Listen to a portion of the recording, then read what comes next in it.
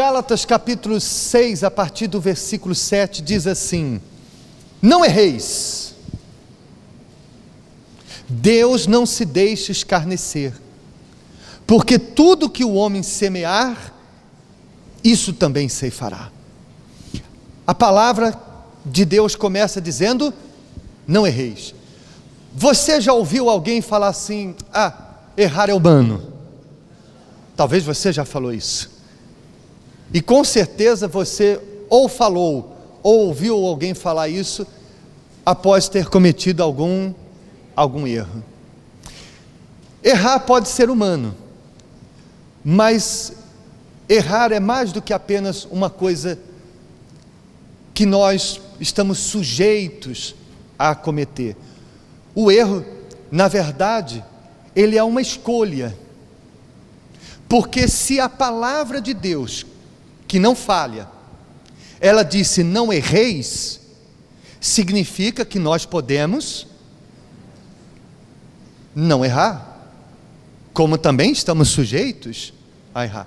Se não tivéssemos a possibilidade de errar, Deus não diria não erreis. Se Ele está dizendo não erreis, é porque há esse risco, há essa possibilidade de nós errarmos.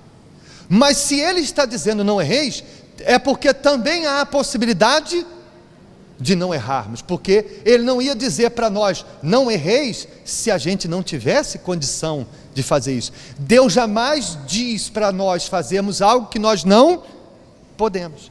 Então, ao dizer não erreis, algumas traduções diz não vos enganeis, que tem o mesmo significado. Deus está dizendo, em outras palavras, você pode errar ou não, mas você é quem vai escolher. Quando a gente fala sobre isso, às vezes a cabeça da gente fica procurando, porque o ser humano quer entender Deus da forma humana, como se Deus fosse humano. Então a nossa mente começa a ficar procurando justificativas, explicações, e aí vem aquele pensamento que muitos já fizeram e até já me perguntaram sobre isso: se nós podemos errar e os nossos erros podem nos causar consequências, por que Deus não criou o ser humano infalível? Afinal, Deus pode todas as coisas, não é verdade? Então Deus poderia, para um mundo melhor, para que a gente pudesse viver melhor, Deus poderia criar o ser humano de uma forma que ele não fosse capaz de errar, que ele não fosse capaz de fazer escolhas erradas. Mas você há de concordar comigo que se Deus fizesse isso, nós seríamos como máquinas, como robôs, não é verdade? Porque as máquinas é que são assim. A senhora, dona de casa, se a senhora liga o micro-ondas a 10 minutos, ele não vai dizer assim: não, 10 é pouco, eu vou aquecer 30. Ele faz isso? A máquina só faz o que nós obedecemos. Se Deus não desse ao ser humano a oportunidade de errar, nós seríamos o quê? Máquinas que não tinha outra alternativa a não ser fazer a vontade de quem? De Deus. Poderíamos viver melhor, sem dúvida alguma, mas você acha que Deus, Ele criaria o ser humano com a obrigação de servi-lo, de adorá-lo? O amor se expressa quando nós temos a oportunidade de escolher. Quem é casado aqui? Quem é casado? Você gostaria de se casar com uma pessoa que não teve chance de escolher? Você apontar uma arma na cabeça da sua esposa e dizer: ou casa comigo ou eu te mato. Que amor é esse?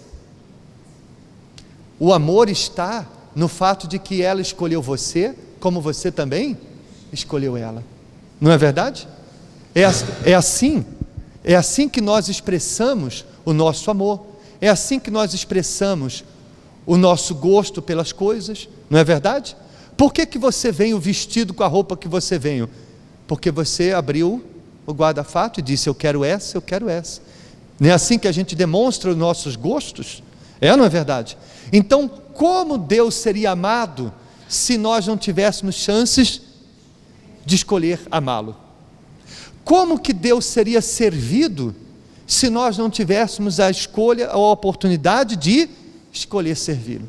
É claro que Ele, na sua soberania, Ele pode escolher quem quer que seja e tocar naquela criatura, porque, como disse Jesus, ninguém vem a mim que o Pai não tenha enviado, mas ainda assim, esta pessoa pode, de alguma certa forma, resistir ao chamado de Deus. Há quem acredite que não, mas se fosse assim, então não haveria palavras como aquela que fala sobre nós não resistirmos à voz de Deus, 1 Coríntios capítulo 10, se fosse assim, não haveria necessidade de Paulo dizer, olha, não erreis. Nós somos orientados a isso, porque Deus fez a escolha dele ao nos chamar, agora nós temos que fazer a nossa escolha. Deus nos amou, e porque Ele nos amou, deu o seu Filho unigênito para nos salvar. Agora nós temos que aceitar essa salvação que foi oferecida por Ele. Entende sim ou não? E é aí que muitos têm errado. Por isso Deus fala, não erreis. Aí Ele continua dizendo, Deus não se deixa escarnecer, ou de Deus não se zomba, porque tudo que o homem semear, isso também ceifará. Então por que há essa advertência, não erreis? Porque todo erro tem consequências, todas as escolhas têm consequências. Então Deus está dizendo, não erre, porque eu te dou o direito de escolher, errar ou não, mas eu não posso impedir que você colha as consequências desse erro. Ele nos dá o livre-arbítrio para escolhermos fazer o que é certo ou errado. Adão teve esse direito de escolher obedecer ou não, mas quando ele fez a escolha dele, Deus não pôde evitar que ele colhesse os resultados daquela escolha. Então quando Deus diz para eu e para você não errarmos, é porque Ele nos ama e não quer que a gente venha colher as consequências desse erro.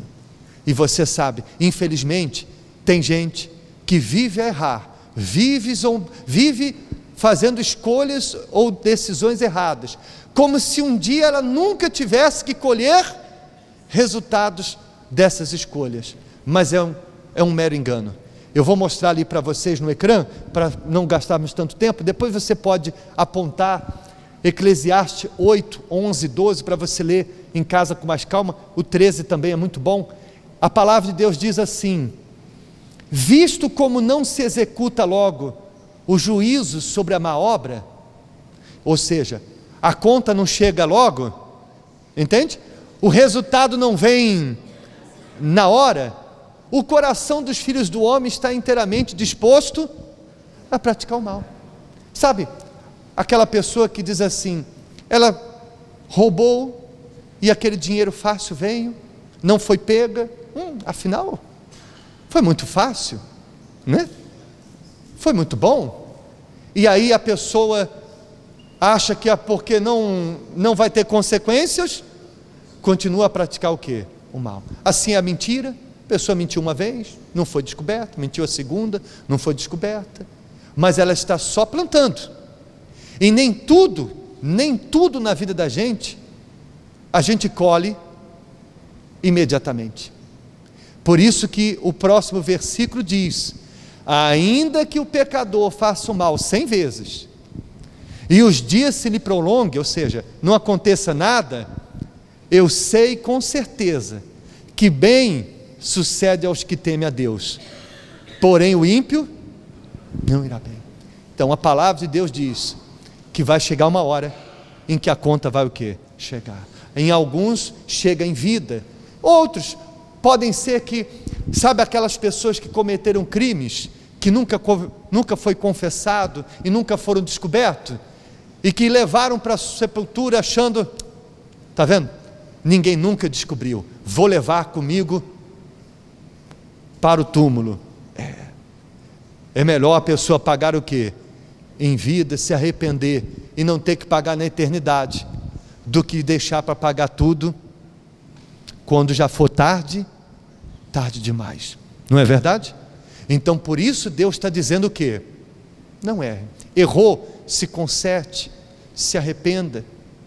Eu não consigo. Mentira. Quem disse isso para você? Foi Deus quem disse: não erreis. Então Deus está dizendo que você pode não errar.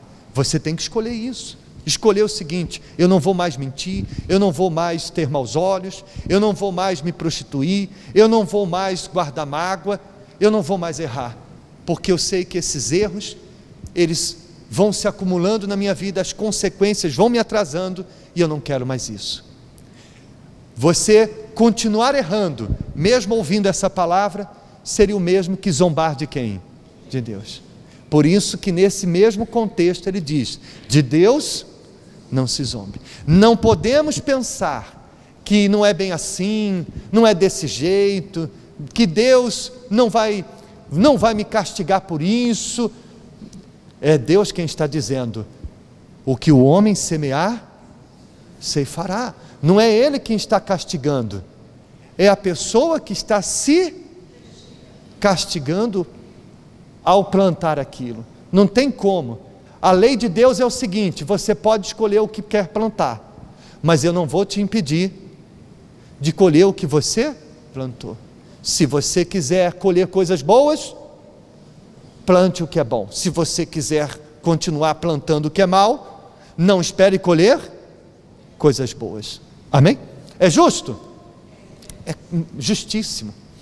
Por isso diz, versículo 8: porque o que semeia na sua carne, na carne ceifará corrupção, mas o que semeia no Espírito, do Espírito ceifará a vida eterna.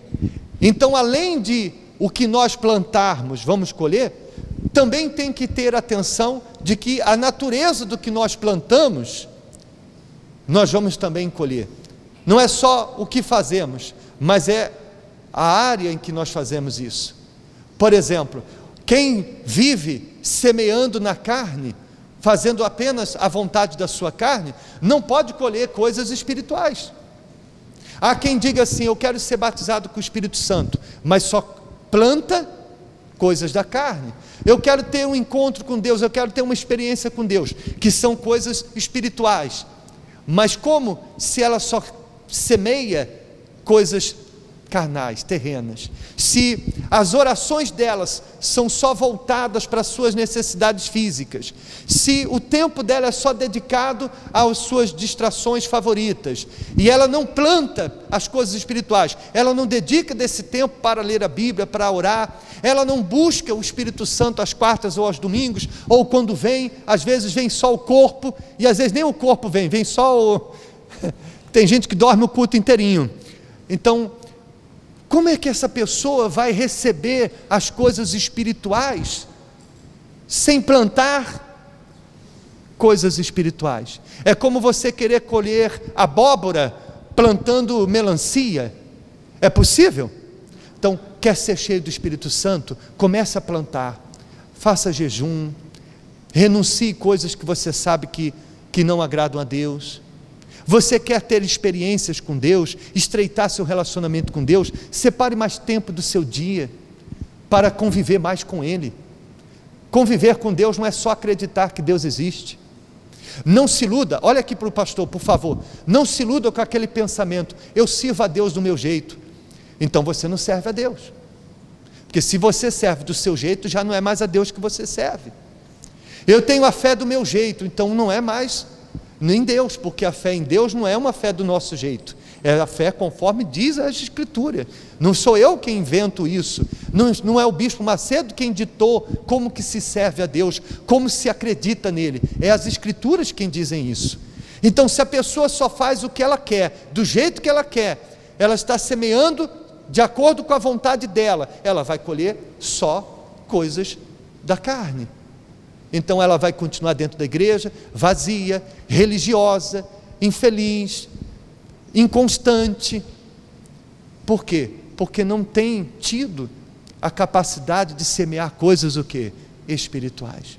Então, quanto mais você semear as coisas espirituais, mais frutos espirituais você vai colher. É justo? É claro que é justo. Versículo 9. E não nos cansemos de fazer o bem. Olha que coisa extraordinária. O versículo 7 diz, não erreis. E o versículo 9 diz o quê? Não nos cansemos. Se o versículo 7, quando diz não erreis, significa que errar é uma escolha, o versículo 9, quando diz não nos cansemos, significa que se cansar ou não, também é uma escolha. Se você é aquela pessoa que está na igreja há muitos anos, e você diz, eu cansei de ter bons olhos, eu cansei de ser justo com as pessoas e só colher injustiças, eu cansei de falar a verdade e ser prejudicado, então você fez uma escolha, porque você pode escolher não se cansar. Você pode escolher o seguinte: eu não me canso de ter bons olhos, mesmo que eu possa ser considerado bobo, porque para o mundo, quem tem bons olhos é um bobão. Ah, fulano está falando mal de você. Não, vai ver, ela estava um dia difícil. Ah, fulano, você é boba. Não é assim? As pessoas fazem você de boba. Eu prefiro ser um bobo com o coração limpo, do que ser um esperto, magoado, e ver maldade às vezes aonde não existe. É verdade ou mentira? Então, é uma escolha. Eu não me canso. Eu escolhi não me cansar de fazer o que é certo. Eu escolhi não me cansar de buscar a Deus. Eu escolhi não me cansar de servir a Deus. Eu escolhi não me cansar de olhar para as pessoas com bons olhos, de manter o meu coração limpo, mesmo quando tudo tenta sujar o meu coração. É uma escolha que nós fazemos. Quem se cansou e desistiu de fazer o bem, foi porque fez essa escolha. Porque todos nós podemos escolher. E não pense você, não tenha aquele pensamento, não, quem é de Deus não se cansa. Se fosse assim, Paulo não estava dizendo, não nos cansemos. E olha que coisa interessante, quando ele diz, não nos cansemos, ele está fazendo o quê? Ele está se incluindo.